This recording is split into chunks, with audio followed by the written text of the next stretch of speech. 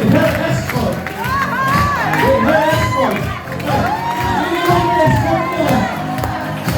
Yung escort mo.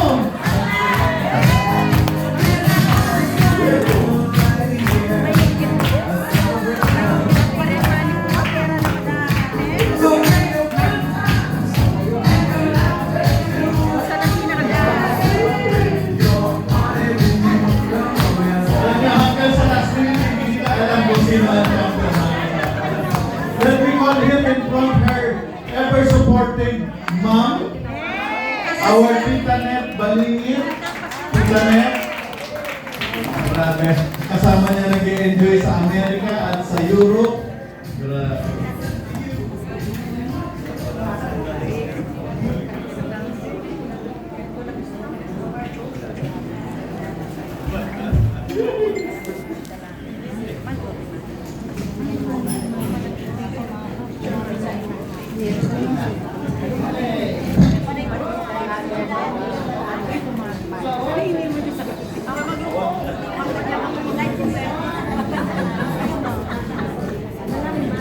Okay, message please. Sabi ko, ba't kami pinapalamas? Practice ba namin ito? Sasayaw ba kami ulit? Anyway, may narinig kasi ako kanina nasa labas, umiiyak pa kayo, sabi ko. Anyway, 2025. Thank you, Lord. Glory to God, no? Kasi I never expected. I never expected. It's kasi stormy. Nawala si Papa. Sabi mo hindi ka iiyak. Ay! Kasi magre-reminis ka sa 2025, di ba? Very challenging. But thank God kasi we were able to overcome these storms of life. Number one, si Ma'am Lisa, katandem ko si Ma'am Lisa di ba? Family din siya So, lahat po tayo nawala. So, hard to deal with it kasi di natin alam paano na tayo sa Lagmaster. Siya lang yung ka-chat ko, lalo na pag social media clients. Si Ma'am Lisa. Ay, grabe. Sunod-sunod, bago pa yung Antelet, yung paano tayo magluluto, bumatag yung sunod. So, I was asking God, paano? Kasi gusto ko supportan si Pastor Stevie tsaka si Kapamilya. I don't want to fail them kasi we're one family. So, hindi nga sana Master Life Changer, gusto ko makatulong din. Kasi part ko tayo ng family na to. Gusto natin lahat masaya, lahat may na-achieve. So, ang laki kong kayo Ma'am Lisa, laki pagkawala. Actually, hanggang ngayon, damang-dama ko pa. So, pero, you know what, the lesson I've learned is we have to move on. We have to be strong. We have to be a warrior, not a warrior. We need to pray to God. We need to depend on God. Kasi we don't really understand why things are happening. You know what? There are storms, literal storms, bagyo. Pero God was good. Imagine delivering 15 cents in 1 week. Hindi ko alam paano nangyari yun. Pero nag-aigabay si Patay. So thank you, Lord.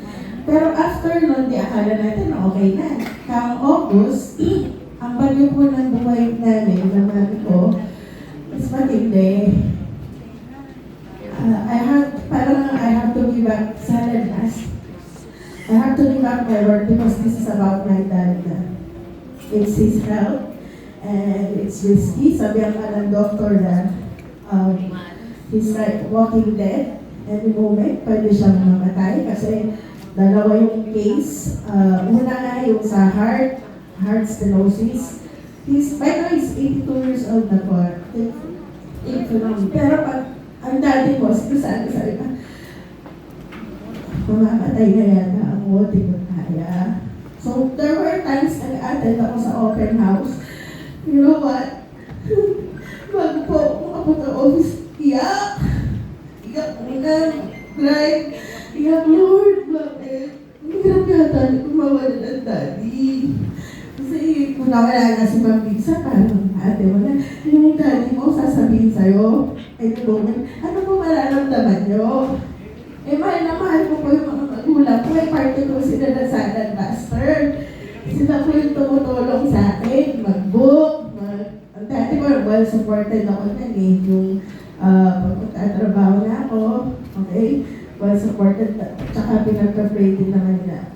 Supportado ko nila. And I'm happy when they're happy. Kasi gusto ko silang ipa-free travel, no? So, kung kukunin siya, mahihina ka talaga. Tapos, sabi ko, dumating pa yung point na, Sir, sinabi ko kay Antoinette, titigil mo na ako, unahin ko muna si Daddy. Unahin ko muna siya, para santabi ko lahat, para lang sa dad ko. Kasi I want to spend time to him. I want to join him dun sa journey niya. So, tinutulungan ko. So, imagine nyo, nag-BBMIB meeting kayo. Nasa Philippine Heart Center kami. Kasi kung pinag-uusapan is mamamatay na siya every moment of the day. I want to spend the rest of the days na kasama ang dad ko. So actually, dad kasama ko siya, pero pahinga mo na daw siya. So, so thankfully, I was praying and thank God, wait ako siya, it's always a miracle, no? I seek the help, I sought help to God, to the Lord, what to do with these ordeals, kasi it's not easy. And nalulungkot din ako kasi I cannot help them. They were looking for me, sila Ate Beck, sila Sir Steve, and I promised to help them, pero hindi ko kaya. Hindi ko kaya. So, by faith, and the Lord was graciously good. See, kanina ay binabalikan ko, wow, God, you're so amazing. Why? Because hindi lang yung tinulungan kami kay dad ko na he's okay now. Maintenance na, tsaka pinantabayan na. He even provided sales for me online, social media, while I cannot work. Plus, of course, may recruit sila Tita Lorenza, sa Tita Manila. Sila Mama Faye, thank you po sa inyo. Tsaka mga clients ko. Sila Sir Stevie, sila Ate Beth. Lahat kayo actually, you inspired me to do my best. So, whenever we feel struggle, guys, minsan you want to stop or feeling mo mapurol na kayo, nanihina kayo, just please remember that you will always be a Salad Master family. Just pray to God, He will help you. And mahal natin itong darangan natin, trabaho nito, hindi ba? Ang sarap kasi na kahit naging struggle sa health and dad ko, I still keep pursuing to change a life, to save a life, that we could be able to help people with their lifestyle po, no? That we could still inspire others even in difficult times. So, doon po nakita na ang galaw ng kamay na Diyos, hindi mo tayo papabayaan. Plus, yung Salad Master. Thank you po!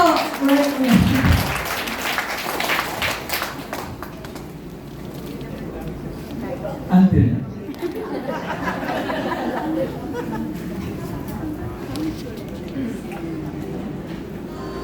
Unang-una po, maraming po salamat sa Diyos. Maraming salamat din po sa for inspiring us always. Lord, thank you for all the blessings you have given us. Thank you for our first distributor. Thank you so much. Salamat po.